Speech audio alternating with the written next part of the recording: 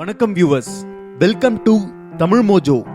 நம்மோட உடல் அமைப்புகளை பற்றின சில அரிய தகவல்களை பற்றி தான் இப்ப இந்த தமிழ் மோஜோ சேனல்ல நாம பார்க்க போறோம். உடலில் உள்ள மொத்த எலும்புகளில் பாதிக்கும் மேற்பட்டவை கை மற்றும் கால் விரல்களிலேயே தான் அமைந்திருக்கின்றன. ஒவ்வொரு சிறுநீரகத்திலும் சுமார் 10 லட்சம் பில்டர்கள் உள்ளன. இவை ஒரு நிமிடத்திற்கு 13 லிட்டர் ரத்தத்தை வடிகட்டுகின்றன. கழிவுகள் சிறுநீராக வெளியேறுகின்றன. தினமும் நாம் பார்ப்பதற்காக கண்ணை சுற்றியுள்ள தசைகளை சுமார் 1 லட்சம் முறை இயக்குகிறோம்.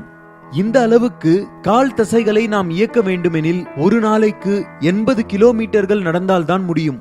நமது கண்ணின் கருவிழிக்குள் கிட்டத்தட்ட 17 கோடி பார்வை செல்கள் உள்ளன.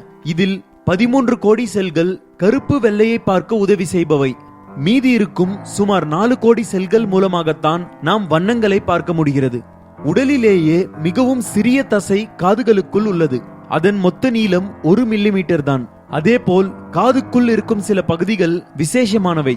இவைகளுக்கு ரத்தம் செல்வதில்லை. இவை நமக்கு வேண்டிய சத்துக்களை மிதந்து கொண்டிருக்கும் திரவத்திலிருந்து பெற்றுக்கொள்கின்றன. செவிப்பறை மிகவும் நுண்மையான அமைப்பு. இரத்த குழாய்கள் அங்கு வந்தால் நாடி துடிப்பின் சத்தத்திலேயே செவிப்பறை செயலற்று போய்விடும் என்பதால் இரத்த குழாய் அங்கு இல்லை.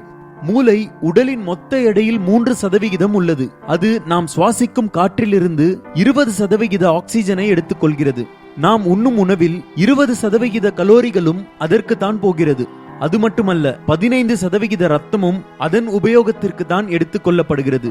நாடி துடிப்பு என்பது ஆணுக்கும் பெண்ணுக்கும் ஒரே மாதிரியாக இல்லை.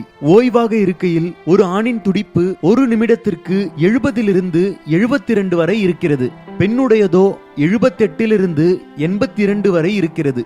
கடுமையான உடற்பயிற்சிகளில் ஈடுபடும் போது நிமிடத்திற்கு 200 துடிப்புகள் வரை கூட உயரும். இந்த வீடியோ உங்களுக்கு பிடிச்சிருந்தா லைக் பண்ணுங்க, ஷேர் பண்ணுங்க, உங்களோட சஜஷன்ஸை கமெண்ட் பண்ணுங்க. மேலும் இது போன்று பல சுவாரஸ்யமான தகவல்களை தெரிந்து கொள்ள தமிழ் மோஜோ சேனலை சப்ஸ்கிரைப் பண்ணுங்க.